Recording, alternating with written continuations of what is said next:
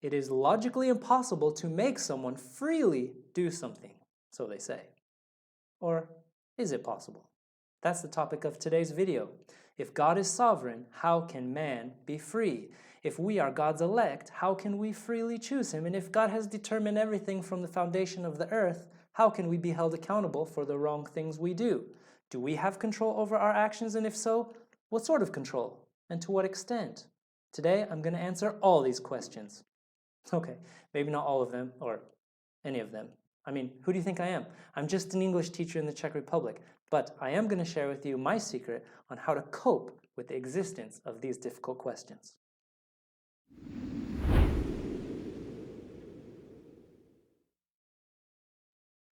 When I was a kid and I would misbehave, my dad would always come and say, "Josh, change your attitude." And I'd always be like, what does that even mean? But today I say the same exact thing to my daughter. And she tells me, she says, "Dad, it's hard. I can't just change my attitude. It takes time." So my goal with this video is not to change your opinion or to convince you of something, but rather to help you change your attitude when it comes to this difficult topic. So if you're the person who comes to this topic or to a specific verse in the Bible and you throw up your hands and you say, "Well, we're either free or we're elect. If God planned all this crazy stuff, so we have no choice," then I'm here to say, hey, change your attitude. You'd be amazed at what you can accomplish when you have the right attitude. Now, I am convinced that everyone who watches this video will find something to disagree with, and that's okay.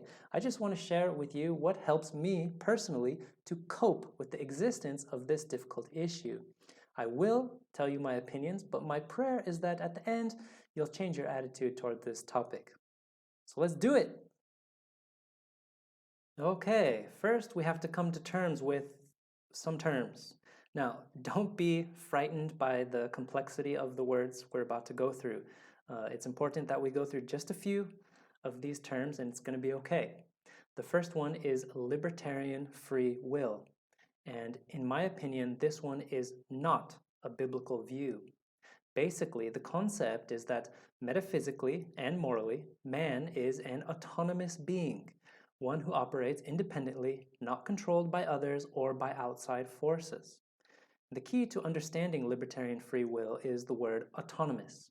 It comes from two Greek words, autos, meaning self, and nomos, meaning law. So it means a law unto oneself.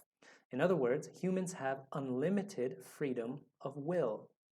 If we define human freedom as autonomy, meaning that man is free to do whatever he pleases without constraint, without accountability to the will of God, then of course we must say that it is contradictory to divine sovereignty. But nowhere does the Bible teach that God has given autonomy to man. When God placed Adam and Eve in the garden, He said, "From any tree of the garden you may eat freely, but from the tree of the knowledge of good and evil you shall not eat." God gave humans in creation the ability to make choices, but that ability was not unlimited. It was limited. Our next term is determinism or hard determinism, and this one is also not biblical. This is basically the opposite of libertarian free will. Determinism essentially denies free will altogether. Our choices are determined, and that's that. Instead of being autonomous beings, mankind is reduced to being automatons, or robots. Beings who perform programmed responses to certain situations. And this is just as unbiblical a view as libertarian free will. And lastly, we have compatibilism, or soft determinism. And this one is the biblical view. In this view, man makes real choices and will be held responsible by God for those choices. The choices that man makes emanate from his desires.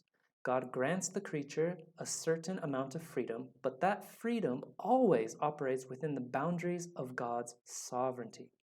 In other words, compatibilism is an attempt to reconcile the theological proposition that every event is causally determined, ordained, and or decreed by God with the free will of man. The compatibilist concept of free will states that though the free will of man seems irreconcilable with the proposition of determinism, they both do exist and are compatible with one another. And this is where people go nuts. So just relax, bear with me, it's going to be okay. Next, we're going to look at some examples in the Bible where compatibilism can be found. Then I'm going to share with you a tip on how to cope with this seemingly difficult proposition. And at the end, hopefully, you'll be able to see things in a different way. All of these things should give you a pretty good foundation for your personal stand regarding this topic. So there are 3 stories, 3 Bible examples of compatibilism. And first, let's consider Joseph and his brothers. Now, Joseph was hated by his brothers because his father favored him, his father made the coat for him, and also his dreams and their interpretations. So one day the brothers have an opportunity to get rid of Joseph. They sell him as a slave to a caravan of Midianite traders headed to Egypt. They dipped his coat in goat's blood, tricked his father into thinking he was mauled to death by a wild animal. After many years of Joseph being in Egypt, he was blessed by the Lord. He practically saved everybody from starvation. He meets his brothers, reveals himself to them, and you know the story. The important part to this issue is Joseph's discussion with his brothers. In Genesis 45:8, Joseph says to his brothers, "Now, therefore, it was not you who sent me here, but God. And he has made me a father to Pharaoh and Lord of all his household and ruler over all the land of Egypt." What makes this statement interesting is that in a few verses earlier, in verses 4 and 5, Joseph had just said that his brothers had in fact sold him into Egypt. But then he goes on to say that it was not you who sent me here. A few chapters later, the concept of compatibilism is presented. Genesis 50, verse 20. Now, Jacob, their father, just died. The brothers are freaking out because now they don't have the protection of their father, so they think Joseph is going to retaliate. But Joseph says to them, "As for you, you meant evil against me, but God meant it for good, in order to bring about this present result, to preserve many people alive." So in Genesis chapters 45 to 50, we learn 4 things. Joseph's brothers had sent Joseph to Egypt. God had sent Joseph to Egypt. Joseph's brothers had evil intention in sending Joseph to Egypt. God had good intention in sending Joseph to Egypt. The question is, who sent Joseph to Egypt? Oh my goodness. The answer is that both Joseph's brothers and God sent him to Egypt. It was one action being carried out by 2 entities, the brothers and God, simultaneously. Incredible. Next, let's go to Isaiah 10, Assyria. And this one is fascinating. So as God promised in Deuteronomy, God is sending a nation to punish his people for their sin. Isaiah chapter 10, verses 5 and 6, God says, "Woe to Assyria, the rod of my anger, and the staff in whose hands is my indignation. I send it against a godless nation and commission it against the people of my fury, to capture booty and to seize plunder and to trample them down like mud in the streets." That's talking about Israel. Israel was an evil and idolatrous nation, and God was going to pick up Assyria, as it were, in his hand to use as a weapon against them. But notice what God says about Assyria in the very next verse. "Yet Assyria does not so intend, nor does it plan so in its heart, but rather it is its purpose to destroy and cut off many nations." What in the world is going on here? So God's intention in the Assyrian invasion was to inflict his righteous punishment against sin, but the intention of the Syrians was to destroy and cut off many nations. They weren't intending on punishing Israel, they just wanted to go destroy stuff. So 2 different purposes, 2 different entities acting to bring about this one purpose in one single action. Notice what God says in verse 5 here at the top.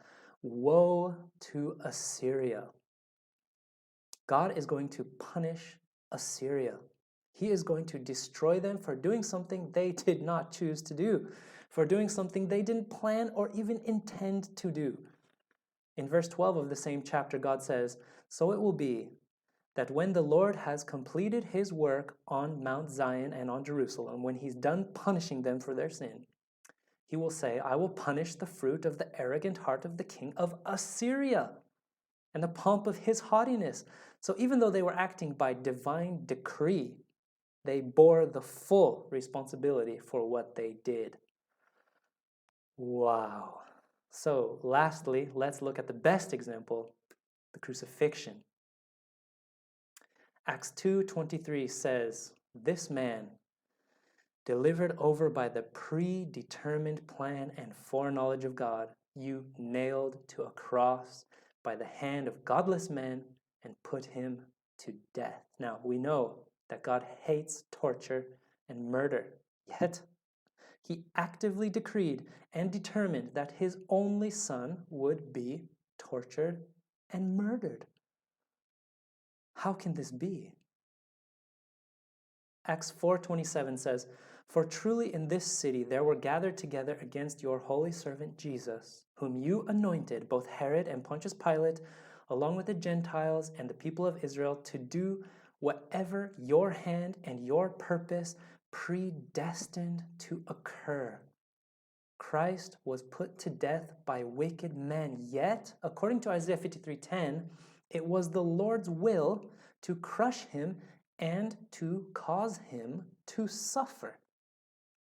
The most evil, wicked sin of all sins in the history of humanity, the murder of Christ, was planned, predetermined, and predestined by God himself. So, who put Jesus to death? Who was it? Well, it was both God and the wicked people. Two purposes carried out by two entities with one single action. And the people were held accountable for their actions. They were punished because their intentions were evil, but God's intention was good and righteous. I think it was McArthur who discovered that whenever a divine sovereignty is presented in the Bible, in the same story or in the same verse or the next chapter, human responsibility is presented. Always together, running parallel, never intersecting so as not to destroy either one or to lessen the power of either one. And there are plenty more examples. Exodus 4:21, God tells Moses that he will harden Pharaoh's heart so that God's glory will be manifest. But in chapter 8, we see that Pharaoh hardens his own heart. Joshua 11:20 says, "For it was the Lord's doing to harden their hearts that they should come against Israel in battle." Isaiah 63:17 says, "O Lord, why do you make us wander from your ways and harden our hearts so that we fear you not?" These twin truths have been revealed by God himself as a means by which his sovereign decree is reconciled with the free will of man. How cool is that? Now, all these verses are basically saying that there are two things happening simultaneously, two things happening at the same time. And I realize that for many people, this can be really hard to conceptualize. So let me give you an example that helps me cope with the existence of these twin truths. And it's summed up in these two statements. From the point of view of one dimension or facet of existence, something may have only one possible answer. But from the point of view of another dimension or facet of existence, that same thing may have a completely different answer. For example, consider Hitler and Dietrich Bonhoeffer. Now, Dietrich Bonhoeffer was a Christian theologian and wartime hero. He was hanged on April 8th, 1945, just a week before Hitler committed suicide.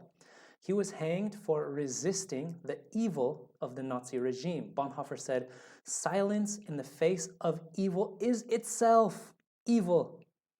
And even though he struggled with the moral dilemma of killing Hitler, of assassinating Hitler, he was nonetheless involved in actions toward that end. So I'm just using him as an example. Now, there were several failed attempts to assassinate Hitler, but just imagine if Bonhoeffer built a time machine and he could return to the time when Hitler was just a baby. Now, in our facet of existence or our dimension, it is never right to kill a child. But would it be right for Bonhoeffer to kill baby Hitler since he changed facets, or he left the dimension of time, so to speak, and thereby knew that he would prevent the killing of over 30 million people, including 6 million Jews? Yes, I think he would be right, but what would give him that right is that he would have the knowledge of Hitler's future. You may say, well, only God has that kind of knowledge, and that is exactly my point. From our point of view, killing a child is absolutely wrong, but from God's point of view, it can be the exact opposite. So we do this in a way in wartime with preemptive strike. It actually just happened a couple days ago. Trump ordered the assassination of one of the top Iranian generals. And this is praised. This is something that stops wars, that prevents atrocities from happening. The problem with preemptive strike is that you can never be 100% sure of the intentions of the people that you're about to attack. Israel does it all the time, successfully, and it's something that's good, usually.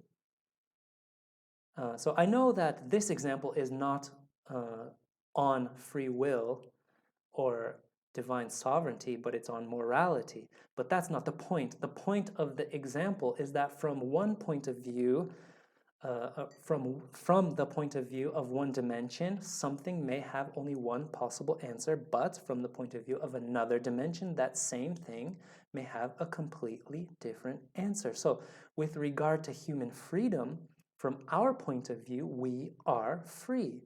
But from God's point of view, we are predestined. We are determined.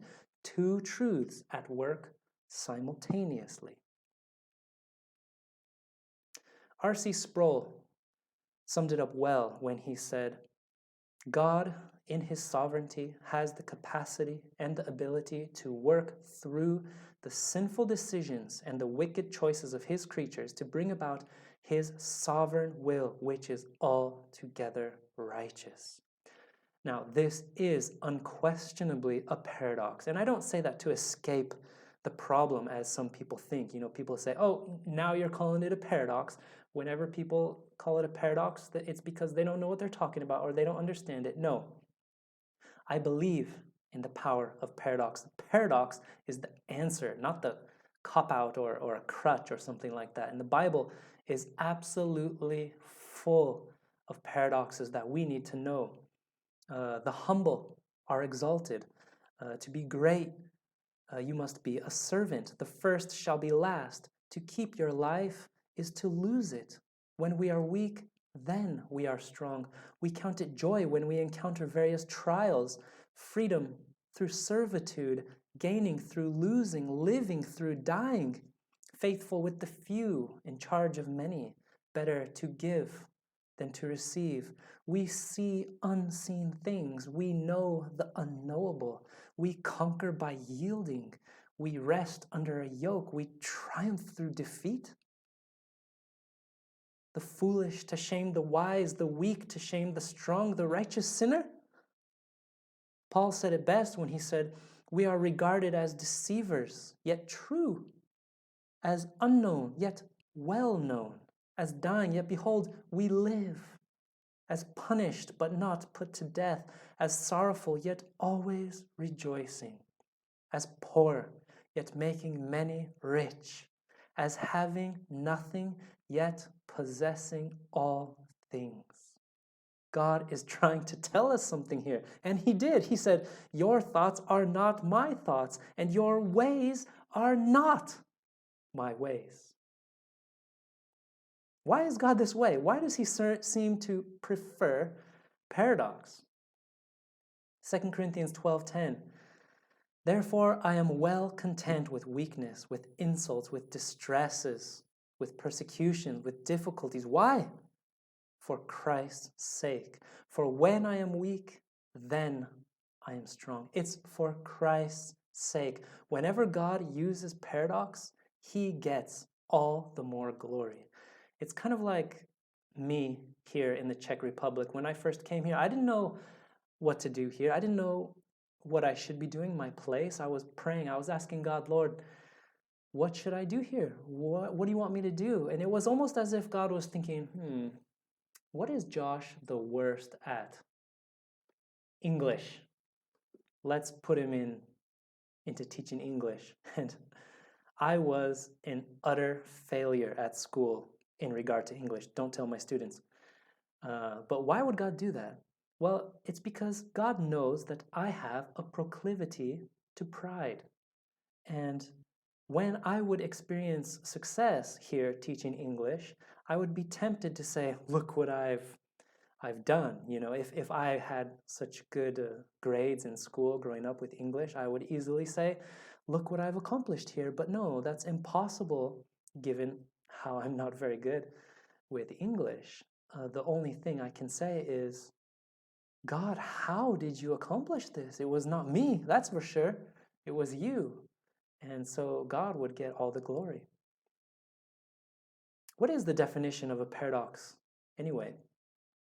A paradox is a seemingly absurd or self-contradictory statement or proposition that when investigated or explained may prove to be well-founded or true. So a paradox has to be explained and investigated. Proverbs 2:4-5 says, if you seek wisdom as silver and search for as hidden treasure, then you will discern the fear of the Lord and discover the knowledge of God.